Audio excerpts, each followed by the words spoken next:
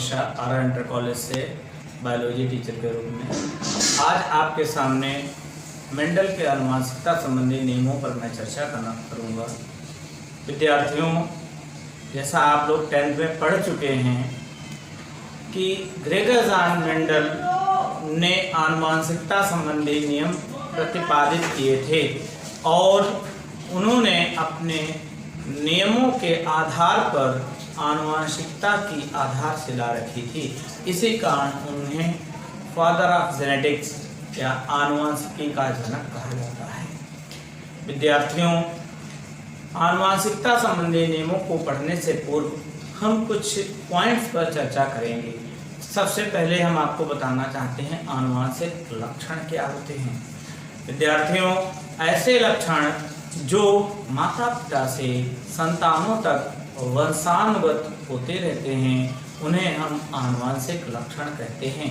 आपने देखा होगा कि आँखों की पुतलियों का रंग, त्वचा का रंग, बालों का रंग, चेहरे की बनावट आदि कुछ विशेष लक्षण होते हैं जो माता पिता से संतानों में जाते रहते हैं। इन्हीं लक्षणों को हम आनुवंशिक लक्षण कहते हैं। विद्यार्थियों, इसके बाद हम बात करना चाहते हैं आपसे आनुवंशिकता या हेरिडिटी या इनहेरिटेंस की। हेरिडिटी या इनहेरिटेंस क्या है, इसे जानें। जब आनुवंशिक लक्षण माता पिता से पीढ़ी दर पीढ़ी संतानों में या संतति में हस्तांतरित होते हैं तो इसे हम आनुवंशिकता या वंशानुगति कहते हैं। ये आनुवंशिकता या वंशानुगति हम इस तरीके से समझ सकते हैं। विद्यार्थियों, देखें यहाँ पर मैंने लिख रखा है मेंडल के नियम। मेंडल ने आनुवंशिकता संबंधी नियम प्रतिपादित किए थे। उनके ये तीनों नियम इन दोनों क्रासों पर आधारित हैं। जरा इन क्रास को ध्यान से देखें। मैंने लिखा हुआ है सबसे पहले monohybrid cross, monohybrid cross. Second है मेरा dihybrid cross. Monohybrid cross के अंतर्गत मेंडल के दो नियम आते हैं। पहला नियम है लॉ ऑफ डोमिनेंस, दूसरा नियम है लॉ ऑफ सेग्रीगेशन। विद्यार्थियों, लॉ ऑफ डोमिनेंस को हम प्रभाविता का नियम कहते हैं और लॉ ऑफ सेग्रीगेशन को हम पृथक्करण का नियम कहते हैं। अब देखें, मोनोहाइब्रिड क्रॉस के बाद दूसरा क्रॉस है हमारा डाई हाइब्रिड क्रॉस। इसे द्विसंकर संकरण कहते हैं। इस संकरण पर लॉ ऑफ इंडिपेंडेंट असॉर्टमेंट यानी मेंडल का तीसरा नियम स्वतंत्र अभ्युगम का नियम आधारित है। तो इन नियमों को जानने से पूर्व हमें इन दोनों क्रॉस के बारे में जानना होगा। विद्यार्थियों, सबसे पहले हम जानने का प्रयास करें मोनोहाइब्रिड क्रॉस क्या है। ग्रेगर जॉन मेंडल ने एक संकर संकरण को इस प्रकार परिभाषित किया। उन्होंने कहा, जब किसी एक लक्षण को ध्यान में रखकर क्रॉस कराया जाता है तो इस क्रॉस को हम मोनोहाइब्रिड क्रॉस कहते हैं। मैंने लिखा है एक लक्षण को ध्यान में रखकर कराए गए क्रॉस को, किए गए क्रॉस को मोनोहाइब्रिड क्रॉस कहते हैं। इसे उन्होंने एक एग्जाम्पल के माध्यम से एक्सप्लेन किया। ग्रेगर जॉन मेंडल ने एक लंबे पौधे यानी टाल प्लांट का क्रॉस एक बौने पौधे यानी डॉर्फ प्लांट से कराया। उसने देखा कि उन दोनों पौधों को जिनका वो क्रॉस करा रहा था उसने उन्हें पेरेंट्स यानी जनक यानी पैतृक पीढ़ी कहा और उसने देखा कि उन दोनों पौधों के क्रॉस से केवल लंबे पौधे उगे। कौन से पौधे उगे? लंबे। और वे लंबे पौधे कैसे थे, जरा जाने। अर्थात दो विपरीत गुणों वाले जनक पौधों के क्रॉस से उत्पन्न पौधों को उसने क्या कहा? हाइब्रिड। हाइब्रिड यानी संकर पौधे। कैसे पौधे? संकर पौधे। एवं इस पीढ़ी को उसने क्या कहा? F1 पीढ़ी। F1 पीढ़ी का मतलब है प्रथम संतति पीढ़ी। F1 पीढ़ी कहा। अब मेंडल ने प्रथम संकर पीढ़ी को सेल्फ पॉलिनेशन कराया। उसने उस पीढ़ी में क्या कराया? स्वपरागण। स्वपरागण विद्यार्थियों एक ऐसा परागण जिसमें किसी एक पौधे के किसी एक पुष्प के पराग कणों का उसी पौधे के उसी पुष्प पर या किसी अन्य पुष्प के वर्तिकाग्र तक पहुंचना स्वपरागण कहलाता है। उसने उस F2 पीढ़ी में लंबे एवं बौने पौधे 3:1 के अनुपात में प्राप्त हुए। ग्रेगर जॉन मेंडल ने अपने प्रयोगों के लिए पायसम सटाइवम यानी गार्डनिंग पी का चुनाव किया। उसने इस पौधे का चुनाव इस कारण किया था कि इसमें उसको कुछ विशेष चीजें दिखाई दी, कुछ विशेषताएं दिखाई दी। देखें उसकी जाने। पहली विशेषता थी कि पायसम सटाइवम यानी गार्डनिंग पी एनुअल प्लांट है। यह 3 से 4 माह में आसानी से तैयार हो जाता है। इसे हम आसानी से किसी भी स्थान पर उगा सकते हैं। दूसरी बात विशेषता थी इसकी कि इस पौधे में स्वपरागण होता है, अर्थात इसमें क्रॉस पॉलिनेशन पर परागण की कोई संभावना नहीं है। तीसरी विशेषता इसकी यह थी कि यह बाइसेक्सुअल प्लांट है, अर्थात इस प्लांट में फ्लावर्स में male and female reproductive organs दोनों पाए जाते हैं। चौथी प्रमुख विशेषता इसकी यह थी कि इस पौधे में विभिन्न प्रकार के अलग अलग लक्षण दिखाई देते हैं। उसने इसमें लगभग 7 लक्षणों को देखा जो विप्रयासी लक्षण थे, अर्थात इन दोनों लक्षणों में एक तुलनात्मक लक्षण जैसी विशेषता थी। इसी कारण उसने पायसम सटाइवम यानी मटर के पौधे का चुनाव किया था।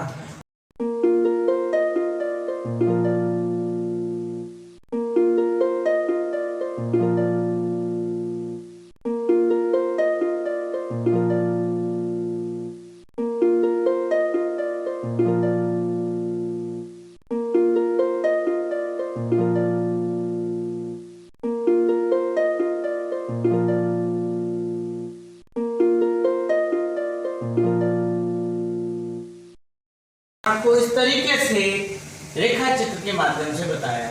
उन्होंने देखा कि लंबे पौधे और बौने पौधे का क्रॉस कराया।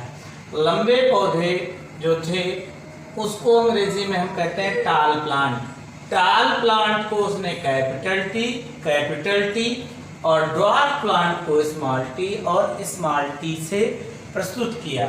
ये इसलिए किया गया क्योंकि किसी भी कोशिका में जो हमारे गुणसूत्र होते हैं वो पेयर में होते हैं, युग्म में होते हैं। तो यहाँ पर भी हमने कैपिटल टी के साथ दूसरा कैपिटल टी लिया, स्मॉल टी के साथ दूसरा स्मॉल टी लिया और फिर हमने इन दोनों को अलग अलग किया, अर्थात क्या बना लिए? युग्मक बना लिए, गैमीट्स बना लिए। इन गैमीट्स के माध्यम से क्रॉस कराया। देखिए जरा, इस कैपिटल टी का क्रॉस इस स्मॉल टी से जब हुआ तो क्या बना? Capital T small T.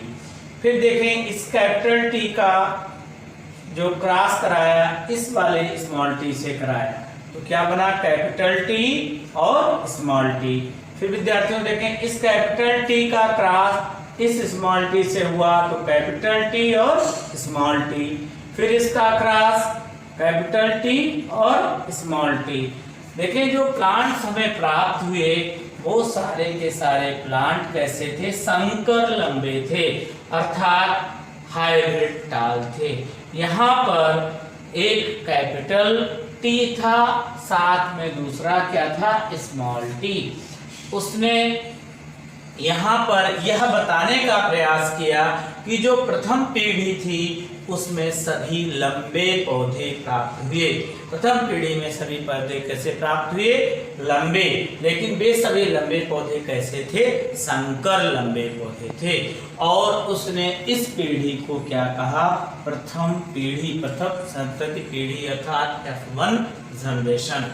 जब उसने इन दोनों प्लांट्स का फिर से स्वपरागण कराया, सेल्फ पॉलिनेशन यानी स्वपरागण कराया। मैंने अभी आपको बताया था स्वपरागण का मतलब जब किसी पौधे के किसी एक पुष्प के परागकण उसी पौधे के उसी पुष्प पर या किसी अन्य पुष्प के वर्तिकाग्र पर पहुंचते हैं तो उसे हम स्वपरागण कहते हैं।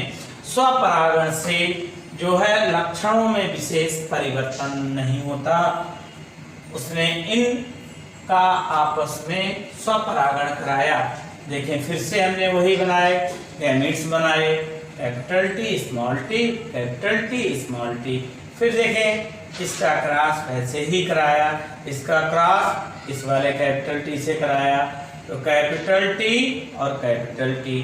फिर इसी कैपिटल टी का क्रॉस देखेंगे इस वाले स्मॉल टी से कराया, तो क्या बना? Capital T small T.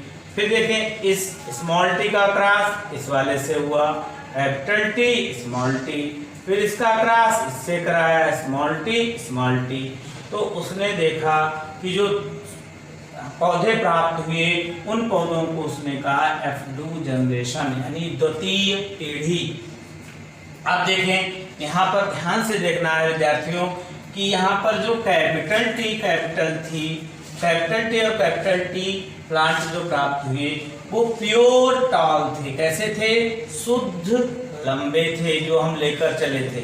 In pure टाल को हम होमोजाइगस टाल भी कहते हैं। समयुग्मजी लंबे पौधे अर्थात जिनके जीन्स एक जैसे हैं, सेम हैं, उनको हम प्योर टाल कहा। तो एक पौधा में कैसा प्राप्त हुआ? प्योर टाल। और दूसरा एक पौधा में कैसा प्राप्त हुआ? प्योर ड्वार्फ यानी शुद्ध बौना पौधा। बौने पौधे के हमने क्या लिए थे? यहाँ पर जीन्स क्या थे? Small T. तो देखेंगे ये यहाँ पर इसके कैरेक्टर हमको क्या दिखाई दिए? Small T. इसलिए हमने इसे क्या कहा? शुद्ध बौना पौधा। और दो पौधे हमें कैसे प्राप्त हुए? जिनमें कैपिटल टी के साथ स्मॉल टी। ध्यान दें, capital T small T, capital T small T. ये कैसे पौधे हैं? यहाँ पर भी मैंने लिखा था हाइब्रिड टाल है। कैसे हैं? हाइब्रिड टाल यानी संकर लंबे पौधे। तो देखें यहाँ पर इनका रेशियो क्या प्राप्त हुआ? एक तो शुद्ध लंबा, दो हमें संकर लंबे और एक हमें बौना पौधा प्राप्त हुआ। अर्थात इन लंबे और बौने पौधों का जो अनुपात था वो शुद्ध लंबा 1 और संकर लंबे 2 और शुद्ध बौना 1। अर्थात इनका जीनोटाइप रेशियो जो प्राप्त हुआ हमें 1:2:1 का प्राप्त हुआ। लेकिन अगर ओवरऑल हम देखें, बाह्य रूप से देखें, तो ये वाले भी लंबे पौधे हैं, ये वाले लंबे भी पौधे हैं। तो लंबे पौधे में कितने प्राप्त हुए? 3। बौना पौधा में कितना प्राप्त हुआ? 1। तो ये उनका अनुपात क्या प्राप्त हुआ? 3:1। अर्थात ये रेशियो कौन सा हुआ? Phenotype ratio. विद्यार्थियों ये रेशियो हमसे अक्सर पूछे जाते हैं, जीनोटाइप रेशियो और फिनोटाइप रेशियो। जीनोटाइप रेशियो क्या होता है जानिए जरा। ऐसा रेशियो जो किसी भी पौधे या जीव के जीन्स का प्रकटन करे, उसके जीन्स के बारे में बताए, तो वह क्या है? Genotype ratio.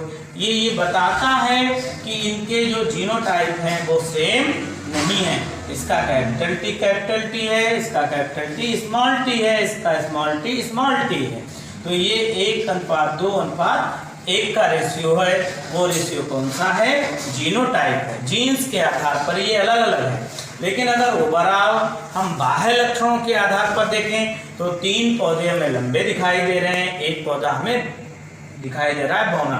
अर्थात ऐसे लक्षण जो किसी पौधे या जीव के बाह्य आकारकी को देखकर प्रकट किए जाएं, बताए जाएं, उन्हें हम जीनोटाइप रेशियो कहते हैं। तो इन का जो रेशियो हमें प्राप्त हुआ है वो 3:1 का अनुपात हमें प्राप्त हुआ। विद्यार्थियों, मैंने बताया था ये आपका क्या है, मोनोहाइब्रिड क्रॉस है। कौन सा क्रॉस है? मोनोहाइब्रिड क्रॉस है। मोनोहाइब्रिड क्रॉस पर मोनोहाइब्रिड क्रॉस है हमारा। मोनोहाइब्रिड क्रॉस पर मेंडल के प्रथम 2 नियम आते हैं। प्रथम नियम का क्या है? प्रभाविता का नियम। कौन सा नियम है? प्रभाविता का नियम। जरा जाने, law of dominance. Law of dominance.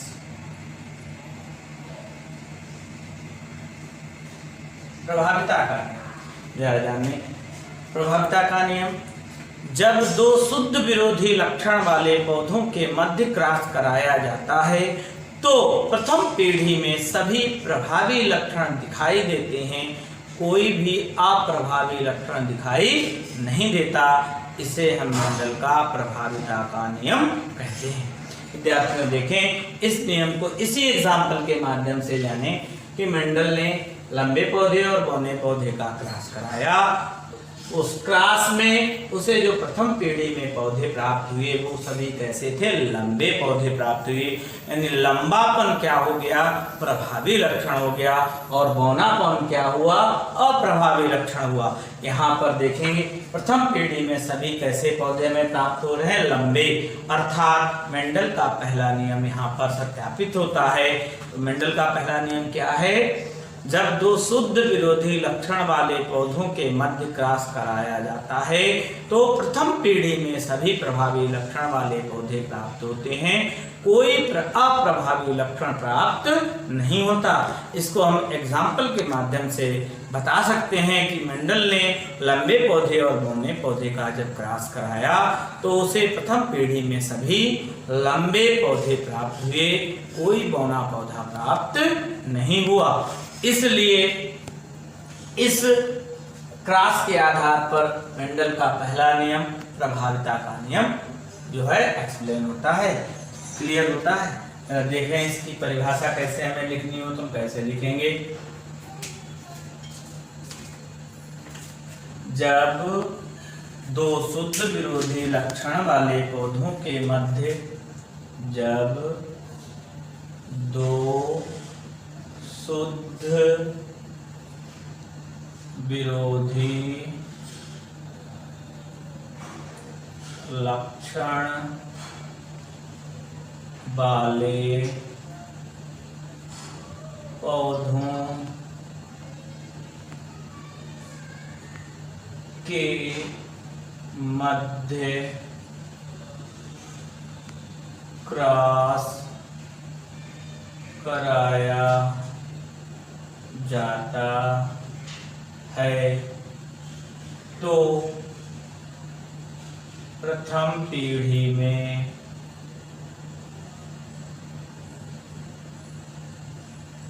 सभी पौधे प्रभावी लक्षण वाले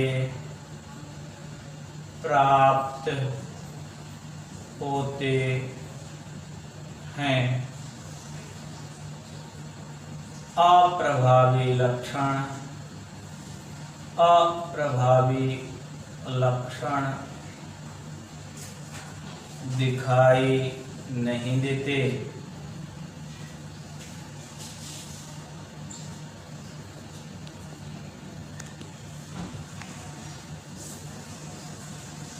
इसे हम मेंडल का प्रभाविता का नियम कहते हैं। ये मोनोहाइब्रिड क्रॉस पर आधारित है। तो विद्यार्थियों, हमने शुरू में ही आपको बताया था मोनोहाइब्रिड क्रॉस पर मेंडल के 2 नियम हमारे आते हैं। पहला प्रभाविता का नियम और दूसरा हमारा नियम है law of segregation. Law of segregation को हिंदी में कहते हैं पृथक्करण का नियम। इस नियम को हम युग्मकों की शुद्धता का नियम भी कहते हैं। इसे हम अपने अगले वीडियो में आपसे शेयर करेंगे कि पृथक्करण का नियम क्या है। ओके, थैंक यू विद्यार्थियों। अभी मैंने आपको बताया मेंडल का प्रथम नियम प्रभाविता का नियम। प्रभाविता का नियम हमने पढ़ा। अब हम उसके बाद मेंडल के दूसरे नियम पर आते हैं। मेंडल का दूसरा जो नियम है वो पृथक्करण का नियम है। पृथक्करण के नियम को हम अंग्रेजी में लॉ ऑफ सेग्रीगेशन कहते हैं। बेटा इस नियम को हम युग्मकों की शुद्धता का नियम भी कहते हैं। जरा ध्यान से देखिए क्या है पृथक्करण का नियम। जब दो शुद्ध विरोधी लक्षण वाले पौधों के मध्य क्रॉस कराया जाता है तो प्रथम पीढ़ी में केवल प्रभावी लक्षण ही प्रकट होते हैं और प्रथम पीढ़ी का स्वपरागण कराने पर द्वितीय पीढ़ी यानी F2 प्राप्त होती है। परंतु इस F2 पीढ़ी में विपरीत लक्षणों वाले संतानों का एक निश्चित अनुपात में पृथक्करण हो जाता है। निश्चित अनुपात में पृथक्करण हो जाता है। इसी कारण इसे हम मेंडल का द्वितीय पृथक्करण का नियम कहते हैं। इसमें जो पृथक्करण होता है वो कैसे होता है जरा जाने। इनका जीनोटाइप रेशियो 1:2:1 और फिनोटाइप रेशियो 3:1 होता है। ये 3:1 यानी 3 लंबे पौधे 1 बौना पौधा। यहाँ पर देखेंगे जो जीनोटाइप रेशियो वो ये बताता है कि एक पौधा जो प्राप्त होगा वो लंबा होगा, 2 पौधे संकर लंबे और 1 बौना पौधा। मेंडल ने इस नियम को भी एक्सप्लेन करने के लिए अपने टाल प्लांट और ड्वार्फ प्लांट को लिया। उसने मटर के लंबे पौधे और बौने पौधे का क्रॉस कराया। लंबे पौधे को कैपिटल टी से और ड्वार्फ प्लांट को उसने स्मॉल टी से डिनोट किया। और सबसे पहले उसने क्या बनाए, गैमेट्स बनाए। गैमेट्स बनाने के बाद उनका क्रॉस कराया। कैपिटल टी का क्रॉस स्मॉल टी से, तो कैपिटल टी स्मॉल टी, इसका भी क्रॉस उसने इस स्मॉल टी से कराया, तो कैपिटल टी और स्मॉल टी। फिर देखें उसने इस वाले कैपिटल टी का क्रॉस इस वाले स्मॉल टी से कराया, तो क्या प्राप्त हुआ, कैपिटल टी और स्मॉल टी। फिर इसका क्रॉस उसने इस वाले स्मॉल टी से कराया, तो कैपिटल टी और स्मॉल टी। सीधी बात समझें, जिसका क्रॉस कराया जाता है उसे पहले लिख देते हैं, जिससे कराया जाता है उसे बाद में लिख देते हैं। तो देखें यहाँ पर 4 पौधे प्राप्त हुए और वो 4 पौधे कैसे थे, संकर लंबे थे, हाइब्रिड टाल। हाइब्रिड टाल का मतलब जिसमें टाल प्लांट का भी लक्षण था और ड्वार्फ प्लांट का भी लक्षण था। लेकिन उसने बताया कि जो प्रथम पीढ़ी में पौधे प्राप्त होते हैं वो सभी कैसे होते हैं, जो हमारे लक्षण प्रभावी होते हैं, डोमिनेंट कैरेक्टर हमें दिखाई देते हैं, रिसेसिव कैरेक्टर हमें दिखाई नहीं देते हैं। यही इसका प्रथम नियम था। उसने इस नियम को और आगे बढ़ाया और उसने देखा यहाँ पर इन पौधों का क्या कराया, स्वपरागण कराया। स्वपरागण कराने पर, स्वपरागण का मतलब है उसी पौधे का उसी पौधे के साथ क्रॉस, यानी जो पौधे हमें यहाँ पर प्राप्त हुए थे उनका आपस में क्रॉस कराया। उसने जब आपस में क्रॉस कराया तो यहाँ पर देखें इस कैपिटल टी का इस कैपिटल टी से क्रॉस हुआ, तो कैपिटल टी और कैपिटल टी। इस कैपिटल टी का क्रॉस फिर इस वाले स्मॉल टी से हुआ, तो क्या प्राप्त हुआ, कैपिटल टी और स्मॉल टी। फिर देखें इस स्मॉल टी का क्रॉस इस वाले कैपिटल टी से, तो कैपिटल टी पहले लिख देते हैं और स्मॉल टी बाद में लिखते हैं। फिर देखें इस स्मॉल टी का क्रॉस इस स्मॉल टी से, स्मॉल टी। देखें जिनमें कैपिटल टी था वो प्योर टाल प्लांट थे। प्योर टाल प्लांट को ही हम होमोजाइगस प्लांट या समयुग्मजी पौधे कहते हैं। समयुग्मजी का मतलब जिनके जीनोटाइप सेम हो, समान हो, उन पौधों को हम होमोजाइगस या प्योर प्लांट कहते हैं। दूसरे वे पौधे थे जिनमें एक तो जीनोटाइप तो था वो कैपिटल टी, दूसरा क्या था, रिसेसिव कैरेक्टर का था वो स्मॉल टी था। ऐसे पौधे 2 प्राप्त हुए। ये पौधे कैसे थे, हाइब्रिड टाल थे। टाल तो थे लेकिन वो संकर लंबे थे, प्योर नहीं थे। इन हाइब्रिड टाल को या हाइब्रिड प्लांट को हम हेट्रोजाइगस प्लांट भी कहते हैं, विषम युग्मजी पौधे भी कहते हैं। ऐसे पौधे कितने प्राप्त हुए? 2। और एक पौधा प्राप्त जो हुआ वो प्योर ड्वार्फ प्लांट था, अर्थात होमोजाइगस ड्वार्फ था, जिसमें स्मॉल टी और स्मॉल टी के जीनोटाइप थे। ऐसे पौधों का जो हमें रेशियो प्राप्त हुआ वो रेशियो था 1:2:1, 1:2:1। और ये रेशियो क्या कहलाता है? जीनोटाइप रेशियो कहलाता है। जीनोटाइप रेशियो यानी ऐसा रेशियो जो जीन्स को प्रकटित करे, जीन्स को एक्सप्लेन करे, जीन्स को बताए। तो ध्यान से देखिए, ये एक पौधा प्योर टाल था, दूसरा पौधा हाइब्रिड टाल था, लेकिन दोनों कैसे थे? टाल, ये भी टाल, ये भी टाल। तो इनके इंटरनल जो जीन्स थे वो तो अलग अलग थे, लेकिन जो बाह्य संरचना थी, जो बाहर से दिखाई दे रहे थे, वे कैसे पौधे थे? 3 लंबे पौधे थे। और एक पौधा कैसा था? बौना पौधा था। अर्थात जो इनका रेशियो लास्ट वाला देखें यहाँ पर रेशियो था, वो फिनोटाइप रेशियो था, वो कैसा था? 3:1। ये पौधे भी 3:1 के अनुपात में प्राप्त हुए। विद्यार्थियों, यहाँ पर हम एक चीज और बताना चाहते हैं। इस नियम को हम युग्मकों